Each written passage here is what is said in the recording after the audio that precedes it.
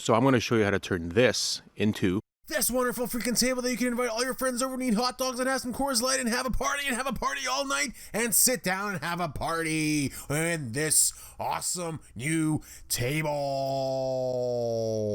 So if you guys are interested how I restore this table in 5 easy steps, stick around and follow the journey through the wild cuts and stains. You saw it first here on the outside end.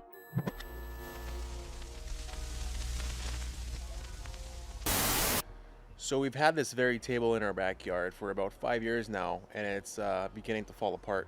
And instead of throwing it out, we're actually just going to replace this top deck board. So this material is actually some sort of like composite press board or whatever.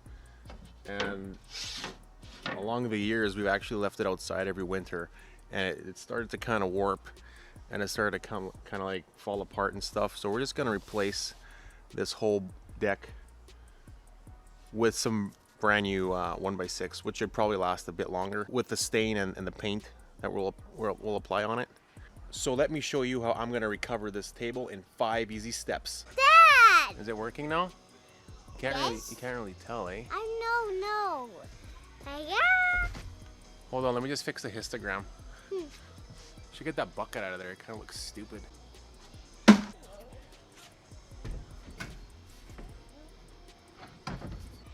I'm gonna have to remove all these screws along here. There. Along here. One more set along here.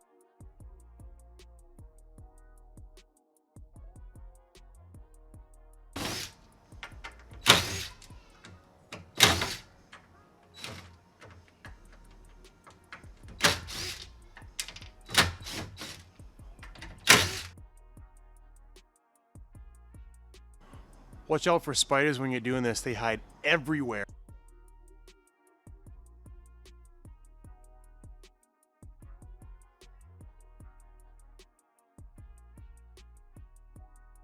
So there's actually 18 screws per strip. And there's 4 strips, so do the math. That's actually 18 times 4. That's 72 screws. We got a pack of 100 zinc coated screws, so that's more than enough. All right, check this out, guys. It's like the moment of truth.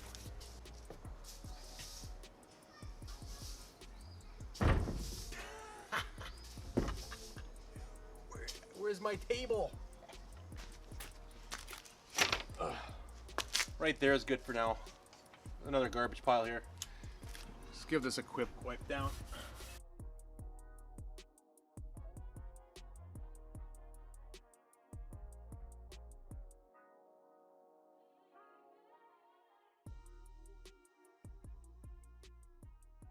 I'm actually going to leave this table, or this frame, I should say, alone for now. And we're going to go deal with the boards. The single most important piece of this project.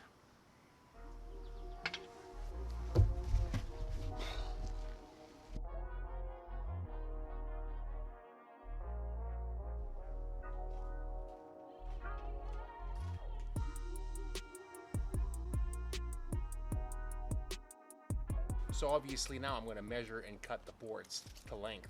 Now style-wise, you can leave this overhanging a ½ inch on each side. With that, you do not have to cut any of these boards. Or you can leave them flush. Hold on, let me ask Tiff, do you want the boards like flush all the way around, or do you want the boards to like overhang or protrude a little bit? Flush? So flush it is. Yes. Remember, happy. Okay, so the best way for me to do this is to line up the boards on one end and cut the other end here. Let me show you.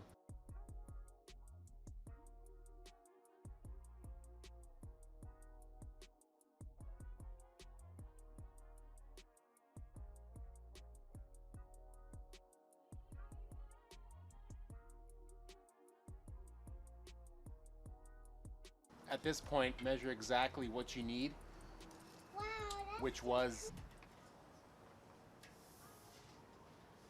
70 and 5/8. If you don't know what 5/8 is, or an eighth or anything. Some tapes actually come with, so you can tell that's 1, 2, that's 1 inch in between these numbers. That's all 1 inch. And then in between some tapes, some other tapes don't have this, but this tape so happens to have it. You have the eighths here. That's 1/8, 3/8, 5/8, 7/8, and in between that is the 16th. And in between the 16th, it's not marked here, but in between the 16th, it is a 32nd. And that is your tape tip for the day. Tape terminologies.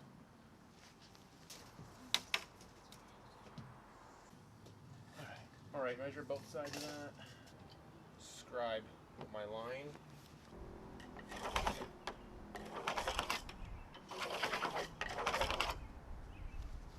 All right, so after I set this jig up for the cut, made my life a little bit easier to put this level here, which is 1.5 inches away from that line, which is the distance between the edge of the saw plate and the blade. So that will give me an excellent straight cut along that line. So yeah, let's just get this cut already.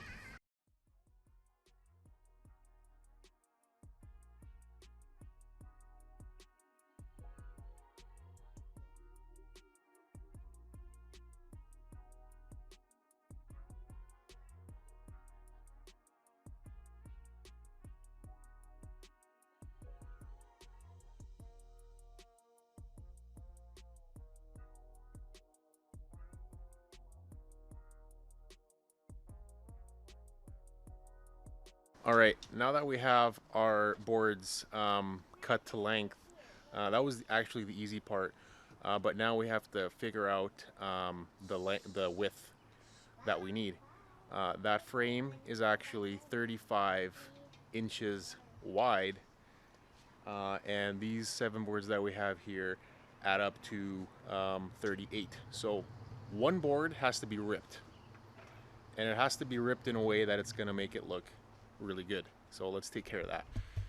Whoa, it's getting windy right now.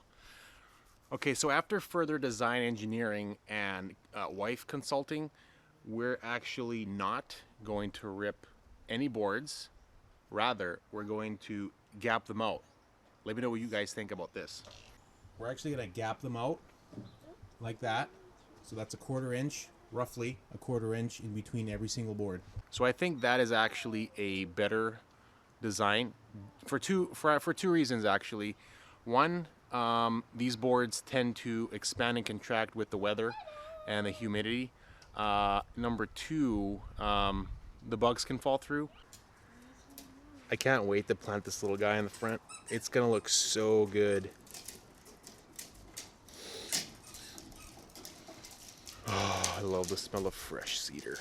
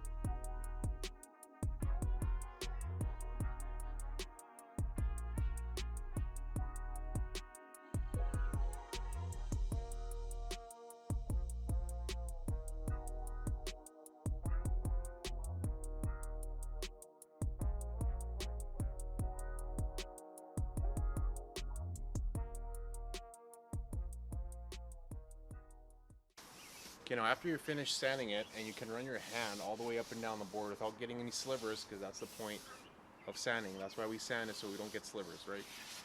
And now we're ready for step 4. Actually, I said we're going to step 4 already, so yeah, this is already into step 4.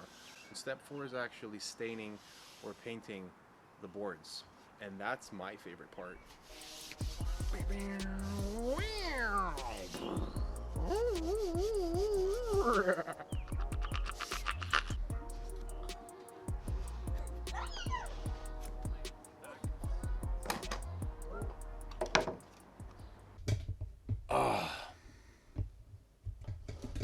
Okay, so I guess I forgot to mention the product I was using. So for those of you who are wondering or want to know what I'm using, it's actually a Bear Premium product. It's a waterproofing stain and sealer.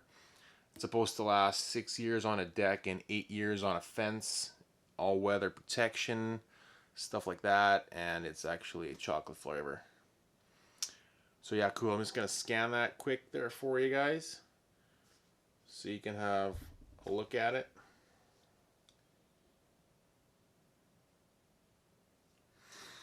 Cool, let's just get back to the video now. Yeah, this stuff is actually called chocolate because, can you guess why? I almost want to eat that. I almost want to taste that. So mix your tint, not your tint, but what do you call this? Stain. Yeah, mix your stain.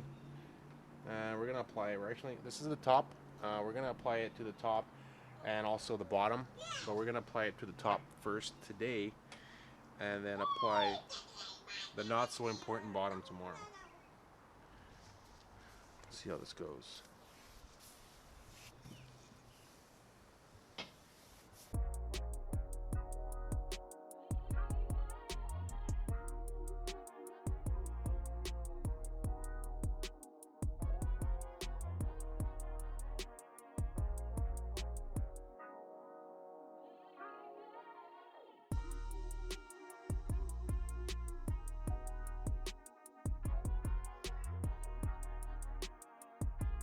Alright, so I actually had to bring the boards inside because the wind has picked up a little bit.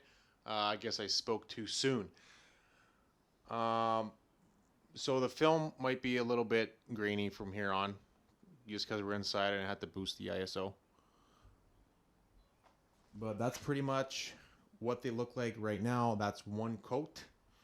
I'm going to let this sit for an hour, and then I'm going to apply the second coat, number 2. All right, so I'm going to skip the second coat process because that's boring to watch, and I'm going to go right to step number 5, the last step, installation on the frame. So let's get right into that part right now. So if you're wondering, as I am, how this pool got here, it's actually the next day. I just came back from work and I found this in my way. But that's actually what happens when you have 2 wonderful kids. We're gonna work around this. We're gonna leave this right here and we're just gonna try to work around some of this stuff, some of this other stuff. But we'll still get her done. All right, you should get most of that in the frame. A little bit of the pool. Hopefully they don't fall in there. And minimal toys in the background. That's great. I love it.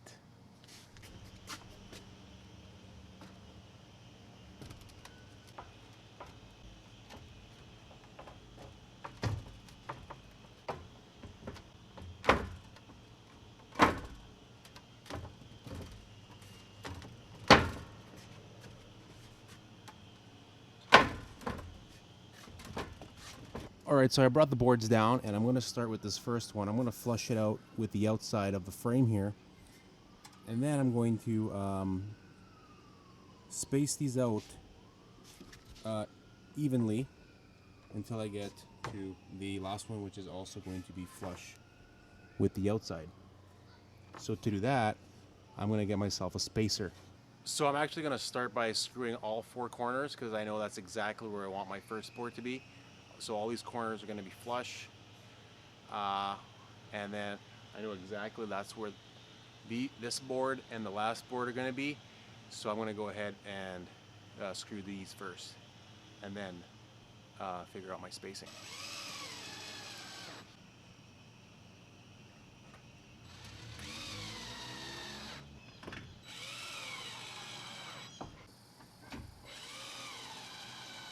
Here's a quick tip for you. Always make sure the screws that you are using do not protrude past your finished surface. So make sure whatever you're screwing into plus the frame equals less than the top of your board. You know what I mean?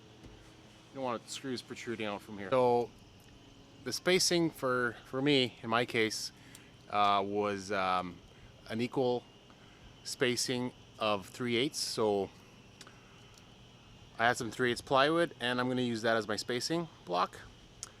And I'm going to do that right. Same for the other side.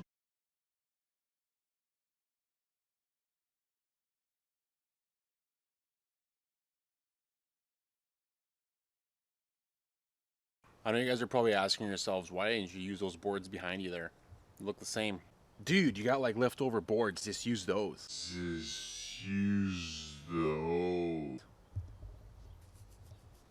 I'll tell you why.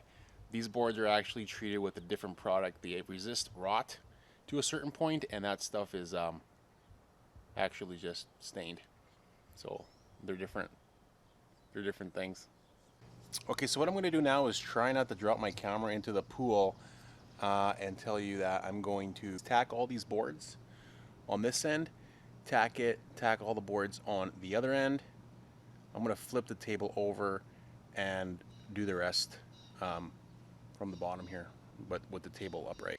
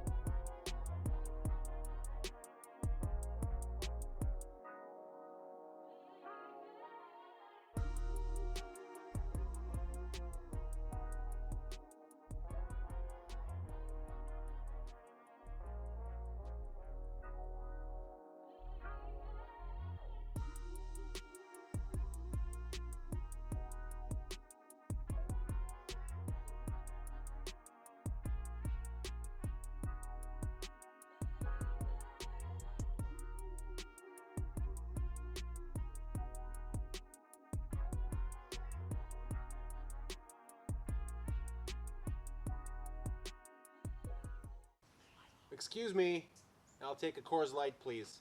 Thank you.